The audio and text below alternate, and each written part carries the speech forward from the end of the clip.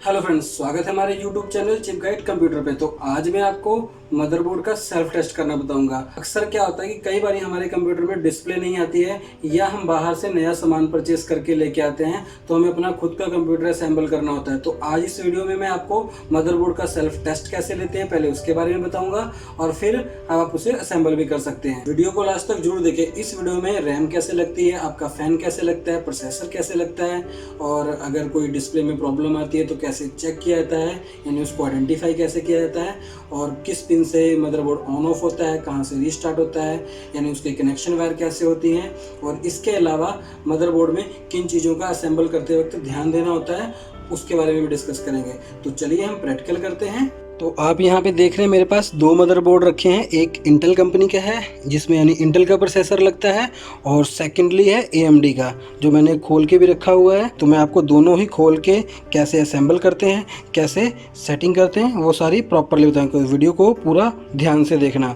अगर आप हमारे चैनल पर पहली बार आए हैं तो चैनल को सब्सक्राइब करें और बेल आइकन जरूर दबाएं ताकि आने वाली वीडियो की नोटिफिकेशन आपको मिलती रहे। सबसे पहले प्रोसेसर कैसे लगता है और किन किन सॉफ्टों में कहाँ पे क्या चीज़ें लगती हैं उनके बारे में जानकारी लेते हैं। तो यहाँ पे आप देख रहे हो मेरे पास एक मदरबोर्ड पड़ा है जो DL96GM है, यानी ये AMD चिपसेट है और इसमें ATI ग्राफिक्स हैं और ये हमारा काफ़ी हैवी बोर्ड है। तो आप देख रहे हैं तो यहाँ पे ये हमारी प्रोसेसर सॉकेट होती है जिसमें आपका प्रोसेसर लगेगा और इसका प्रोसेसर ये यहाँ पर है। तो इसमें जो प्रोसेसर है आप ये देख लो, इसमें FX प्रोसेसर है, FX 4100। तो ये काफ़ी हैवी और पावरफुल प्रोसेसर होता है। तो सबसे पहले प्रोसेसर लगता कैसे है, तो प्रोसेसर लगाते वक्त आपने ध्यान क्या देना है, यहाँ पे आप देख रहे हो कि प्रोसेसर के पीछे कुछ पिंस और कट के निशान बने हुए हैं, बट एक तरफ मेरी उंगली पे जो मैंने अभी मूव कर रहा हूँ उस पर आप देखो कि वहाँ पे साइड में एक ट्रायंगल का निशान है। यहाँ पे आप देख रहे हो ये ट्रायंगल का निशान है। अब आपके जो सॉकेट होती है उस सॉकेट में आप यहाँ पे देखो, ये यहाँ पे तो एक निशान बना हुआ ट्रायंगल का, बाकी किसी भी तरफ नहीं है।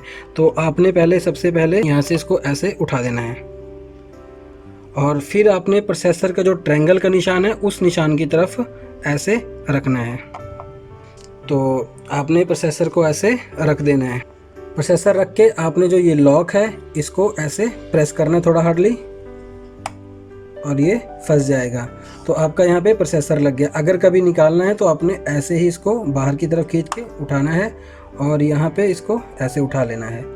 तो यहाँ पे कई बार डस्ट जम जाती है तो आप इसे साफ़ करके अगेन, अगर डिस्प्ले नहीं आ रही तो कई बार इसका फॉल्ट होता है तो आपने इसको ऐसे दोबारा से साफ़ करके लगा देना है रैम के ऊपर।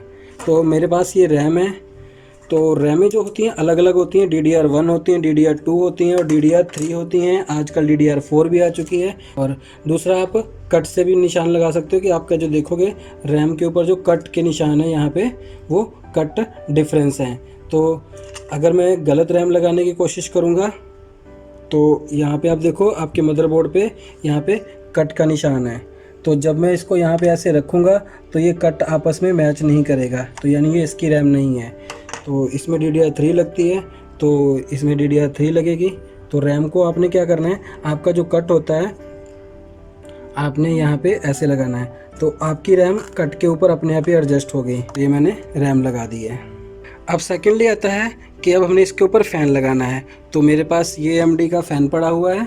तो AMD का जो फ़ैन होता है वो पीछे से चौरस होते हैं ज़्यादातर और इनके जो लॉक होते हैं वो एक इधर होता है और एक इधर होता है। तो इनकी जो सॉकेट होती है आप देखो यहाँ पे सॉकेट जो है वो एक इस तरफ कट लगा हुआ है और एक इस तरफ ये है। तो आपने ये AMD में फ़ैन में सबसे आसान होता है कि बहुत ईजिली लग जाते हैं। तो आपने इधर इसे कट को जो ये सॉकेट बनी हुई थी इसमें ऐसे प्रेस करना है और इधर सेकेंडली, और फैन का ये जो लॉक है आपने इसको अपनी तरफ को मूव कर लेना है ऐसे। और यहाँ पे ये इन्होंने फ़ैन दिया हुआ है, आप देखो लिखा हुआ है CPU फ़ैन। तो आपने जो ये वाली सॉकेट है तो कई जगह पे 4 पिन पर फ़ैन भी होता है, मेरे पास 3 पिन फ़ैन था तो 3 पिन भी लग जाएंगी और 4 पिन है तो 4 पिन भी। और एक सेकेंडली आपके पास यहाँ पे भी बना हुआ है तो ये जो है वो एक्स्ट्रा यानी दूसरा पावर फ़ैन है, उसके लिए भी आप यहाँ पे एक एक्स्ट्रा फ़ैन की भी वायर यहाँ पे लगा सकते हो। ये मदरबोर्ड 8 कोर CPU सपोर्टेड है। अब सॉकेट में आपके पास कुछ एक्स्ट्रा चीज़ें हैं, तो जैसे ये आपके पास ये जो वाइट है, इसे PCI स्लॉट्स बोलते हैं। तो यहाँ पे आप पुराने साउंड कार्ड या VGA कार्ड या अदर पैरेलल पोर्ट कार्ड भी लगा सकते हैं। और फ्रेंड्स, मैंने एक पहली वीडियो बनाई है जिसमें मैंने प्रॉपरली CPU को डीअसेंबल करना बताया था, और उसमें हमने डीपली इसकी इन्फॉर्मेशन दी हुई है। तो मैं डिस्क्रिप्शन में उसका भी लिंक डाल दूंगा, तो आप वहां से उस वीडियो को देख के उसमें मैंने इसके बारे में कुछ और चीज़ें भी बताई हुई कि किस किस चीज़ को, और बाकायदा उसमें विंडो इंस्टॉल वगैरह करके उसको रनिंग पे भी दिखाया हुआ है। तो मैं उसको भी डिस्क्रिप्शन में दूँगा, वहाँ से इसकी इन्फॉर्मेशन भी ले सकते हो। तो ये जो आपके पास सॉकेट्स हैं, अब मैं इसमें क्या करूँगा, एक डीबग कार्ड लगाऊंगा। ये कार्ड होता है, इसे डीबग कार्ड बोलते हैं। इस कार्ड से हम अगर डिस्प्ले नहीं आता है तो बड़ी आसानी से हम उस फॉल्ट का आइडेंटिफाई कर लेते हैं। तो मैंने ये यहाँ पे लगा दिया। इस कार्ड से हमें अपना जो फॉल्ट होता है वो, यानी रैम का एरर है या किसी प्रोसेसर का एरर है, बड़े ईजिली हमें पता लग जाता है। तो अगर आपके पास नहीं है तो भी आप अपना डिस्प्ले चेक कर सकते हो। तो मैंने इसमें रैम भी लगा दिया है, प्रोसेसर भी लगा दिया और फ़ैन भी लगा दिया है। तो अब हम इसमें कनेक्शन करके इसका सेल्फ टेस्ट लेते हैं। तो सबसे पहले आपको पता ही है कि आपने VGA केबल यहाँ लगा देनी है, देन आपने कीबोर्ड की वायर लगानी है, माउस कंपलसरी नहीं होता है पर कीबोर्ड कंपलसरी होता है कि अगर आप सेल्फ टेस्ट ले रहे हैं, क्योंकि कई बार क्या होता है कि डिस्प्ले नहीं आती है तो कीबोर्ड से हमें भी उसका आइडेंटिफिकेशन है। तो माउस की वायर आप यहाँ भी लगा सकते हो ये, और अगर आपके पास USB है तो आप USB भी इस शॉकटो में लगा सकते हो। तो आपके पास ये USB green, red and blue है। तो ग्रीन आपका ऑडियो होता है, और जो रेड है वो माइक के लिए है, और ये दूसरा तो पर ब्लू कलर का है वो लाइन इन के लिए है। अब आप यहाँ पे देख रहे हो कि मेरे पास ये एक ATX सॉकेट है जिस पे मैंने अब अपनी पावर सप्लाई का कनेक्शन देना है। तो आपके पावर सप्लाई पे एक निशान बना होता है, ये देखो, यानी जो ये आपके पास निशान बना है ये लॉक सा लगा है। तो सॉकेट में भी एक ऐसे निशान बना होता है, तो आपने उसकी तरफ ही, वैसे उल्टा लगता नहीं है, तो आपने इसको सीधे ऐसे प्रेस कर देना। तो ये मैंने यहाँ पे इसको प्रेस करके लगा दिया। अब आपके पास आता है, अब आप देखो यहाँ पे एक ये सॉकेट बनी है, ये प्रोसेसर पावर सॉकेट है, यानी जब तक आप इसको नहीं लगाओगे तब तक आपका मदरबोर्ड का डिस्प्ले नहीं आएगा। तो यानी ये कंपलसरी है। तो आपने इसको, आपके पास ये एक जैक होगा और इसमें भी सेम वैसा ही एक कट का यानी लॉक का निशान लगा हुआ है। तो आपने इसको भी यहाँ पे ऐसे लगा देना है, क्योंकि जब तक ये लगेगा नहीं आपका डिस्प्ले नहीं आएगा। तो मैंने इसकी वायर्स लगा दी हैं। तो आप देख रहे हो कि ये मेरा पूरा कनेक्शन हो चुका है। अब हम इसका डिस्प्ले लेते हैं, यानी इसको चेक करते हैं कि चलता है कि नहीं चलता है। तो सबसे पहले ऑन ऑफ करने के लिए आपके पास मदरबोर्ड में एक फ्रंट पैनल होगा। तो आप ये देख रहे हो, ये मेरे पास फ्रंट पैनल है, ये लिखा हुआ है पैनल 1। तो आपके पास फ्रंट पैनल है, और यहाँ पे आप गौर करो तो यहाँ पे कुछ लिखा हुआ है रीसेट पावर BNT। तो इसकी मैं एक आपको फ़ोटो डाल दूंगा, उस फोटो में सारा कुछ बना हुआ कि आपने किस पिन को शॉर्ट करना होता है।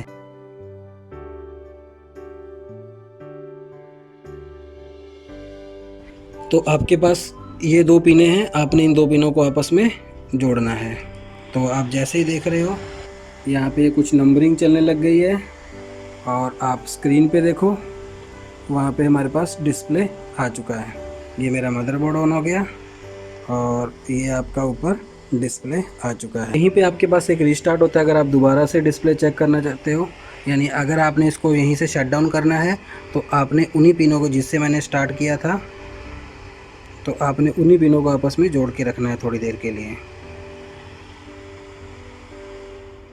आप देखो आपका मदरबोर्ड बंद हो गया। फिर स्टार्ट करना है आपने वैसे ही उन्हीं 2 पिनों को। ये आपका फिर ऑन हो गया, नंबरिंग स्टार्ट हो गई, और यहाँ पे आप देखो वो वहाँ पे सिग्नल का मैसेज आ गया है। तो ये मेरा मदरबोर्ड ऑन हो गया है। तो आपने देखा कि इस मदरबोर्ड का मैंने डिस्प्ले ले लिया है, यानी जो मेरा फॉल्ट था, पहले इसमें डिस्प्ले नहीं आ रहा था तो मैंने इसे साफ़ किया था। साफ़ करने के बाद मैंने अगेन इसको लगाया है, तो ये मेरा मदरबोर्ड चालू हो गया है। क्योंकि मोस्टली क्या होता है कि डस्ट जमने के कारण सिग्नल नहीं मिलते हैं। वैसे अगर मोस्टली आपका डिस्प्ले ना आए तो पहले आप रैम को साफ़ करके लगाइए, अगर नहीं आता है तब आपने प्रोसेसर को खोलना है। तो अब हम अपने दूसरे मदरबोर्ड की तरफ चलते हैं कि इंटेल में क्या डिफरेंस होता है। तो आपने देखा था कि AMD में जो हमारा फ़ैन था वो चौरस था और उसका जो प्रोसेसर था उसमें पिनें थी। तो इंटेल में क्या डिफरेंस होता है, और इंटेल का फ़ैन थोड़ा अलग सा होता है। तो यहाँ पे क्या करते हैं कि यहाँ पे आपके पास देखो कुछ लॉक्स बने हुए हैं, एक ये है, सेकेंडली एक इधर दूसरी तरफ ये है। तो इन लॉक्स को क्या करना है, अपने क्लॉक यानी एंटी क्लॉकवाइज घुमाना है, यानी आपने स्ट्रेट नहीं, जिस तरफ उन्होंने एरो का निशान दिया हुआ देखो, आप देख रहे हो यहाँ पे एरो का निशान है, तो आपने उसी तरफ को घुमा देना है इसको, और फिर इसको ऊपर मूव करना है थोड़ा सा जोर लगा के। सेम ऐसे ही इधर भी घुमाने के बाद थोड़ा सा ऊपर प्रेस करना है आपने। तो ये देखो आपका फ़ैन खुल गया है। तो इंटेल के फ़ैन में सबसे बड़ा लॉस पॉइंट क्या है कि आप यहाँ पे देखो, ये जो आपके पास प्लास्टिक की रिब्स हैं ये अक्सर टूट जाती हैं, तो खोलते वक्त ध्यान ज़रूर देना है। और खोलने के बाद आपने फ़ैन को जिस पोजीशन पे पहले हमने उल्टा घुमाया था, आपने वापस अगेन उसको उसी पोजीशन पे घुमा देना, क्योंकि जब तक ये घूमेंगे नहीं आपके जो लॉक हैं वो लगेंगे नहीं। फिर यहाँ पे उसको अपने आपसे ऐसे घुमा देना है। तो मैंने फ़ैन बाहर निकाल लिया है। अब हम इसका प्रोसेसर चेक करते हैं। प्रोसेसर कैसे, जैसे आपका AMD में लॉक था सेम वैसे ही इंटेल में भी लॉक दिया हुआ है, पर ये थोड़ा सा मुड़ा हुआ है, तो हमने इसको भी नीचे प्रेस करके बाहर की तरफ को खोल देना है ऐसे। आप ये देखो मैंने खोल दिया, तो इसको यहाँ से उठाना है ऐसे। इसमें एक एक्स्ट्रा दिया होता है जबकि AMD में नहीं होता है। तो इसका फ़ैन यहाँ, ये प्रोसेसर आपका निकल गया। तो आप ये देख रहे हो कि मेरे पास जो ये प्रोसेसर है वो बाहर आ गया है। AMD में प्रोसेसर के ऊपर यहाँ पे पिनें लगी हुई थी, जबकि इंटेल में क्या होता है कि यहाँ पे वो पिन नहीं देते हैं, यहाँ पे आपका यानी पिनलेस होता है। AMD में पिन प्रोसेसर में लगी होती हैं, जबकि सॉकेट में पिनें नहीं होती हैं। तो जबकि इसमें सॉकेट में पिन होती है। आप गौर से देखो यहाँ पे, तो ये आपको पिनें नज़र आएंगी। ये बहुत सेंसिटिव पिनें होती हैं, और इन पिनों में आपका क्या होता है, इसी को ये प्रोसेसर के साथ टच होती हैं तो आपका डिस्प्ले आता है। अगर ये पिनें टेढ़ी हो गई तो आपका प्रोसेसर ख़राब होने का डर होता है। और एक चीज़ आपको और बता दूं, कोई नहीं बताएगा, वो ये है कि इतनी सारी पिनें हैं, इसमें से सिर्फ 80 से लेके 110 पिनें जो होती हैं काम की होती हैं, बाकी ये सिर्फ सपोर्टेबल पिनें होती हैं। यानी अगर इसमें 80 यानी आधा में से ढक भी देंगे ना तो भी इस मदरबोर्ड का डिस्प्ले आएगा और ये वर्किंग करेगा। तो बाकी आपके पास सेम वैसे इसमें भी रैमें लगने के लिए हैं। ये आपके चिपसेट हैं, और इन्होंने जो ऑन ऑफ की सेटिंग दी है वो यहाँ दी हुई है। इन्होंने जो ऑन ऑफ की सेटिंग दी है वो यहाँ पर है, यानी इस वाली सॉकेट में। फ्रंट पैनल मेरा इधर है, जबकि AMD में साइड में था। तो ये अलग अलग मदरबोर्ड में अलग अलग कंडीशन पे हो सकता है, यानी पिनें वैसी ही होंगी जैसे मैंने आपको AMD में बताया। तो आप यहाँ पे देखो, इन्होंने ऑन ऑफ का जो जैक दिया हो इधर का, जिसमें ATX केबल लगेंगे हमारी सप्लाई की, वो यहाँ पर दी हुई हैं। तो प्रोसेसर आपने देख ही लिया है कि AMD का, और इसमें वो जैसे FX था, इसमें अगर आप देखो इसमें Pentium E5700 यानी इंटेल ड्यूल कोर प्रोसेसर है, 3 GHz, इसकी 2 MB कैश मेमोरी है। और अब मैं इसको वैसे ही, तो इसका भी प्रोसेसर लगाने का एक तरीका होता है कि सॉकेट में क्या करना है, आपके पास यहाँ प्रोसेसर में एक कट का निशान होता है, यहाँ पे एक इधर कट है, तो सेम इसके अपोजिट भी एक कट होगा इस साइड में भी। तो आपके जो सॉकेट होंगे, तो आप यहाँ सॉकेट में देखो एक तरफ इधर कट लगा हुआ और एक तरफ कट इधर है, तो वो जो कट है वो यहाँ पे फंसेंगे, यानी ये एक निशानी होती है प्रोसेसर को लगाने की। तो आपने इसको यहाँ पे ऐसे रख देना है, और अगेन उसको वैसे इसको लॉक कर देना है। फ़ैन जैसे मैंने पहले बताया था, अगर आप फ़ैन नहीं लगाना चाहते हैं कि अभी मैंने बार बार, क्योंकि फ़ैन AMD में आसान होता है तो इंटेल का फ़ैन टूटने का डर रहता है, तो हम बिना फ़ैन के डिस्प्ले चेक कर लेंगे। तो अब आपके लिए क्या करना है, मैं अब बिना फ़ैन के इसका डिस्प्ले चेक करूँगा, और कुछ ध्यान देना अभी। तो मैंने यहाँ पे अपनी वैसे ही जैसे उसमें सॉकेट लगाई थी, मैंने इसमें ATX सॉकेट और प्रोसेसर पावर सॉकेट लगा देते हैं।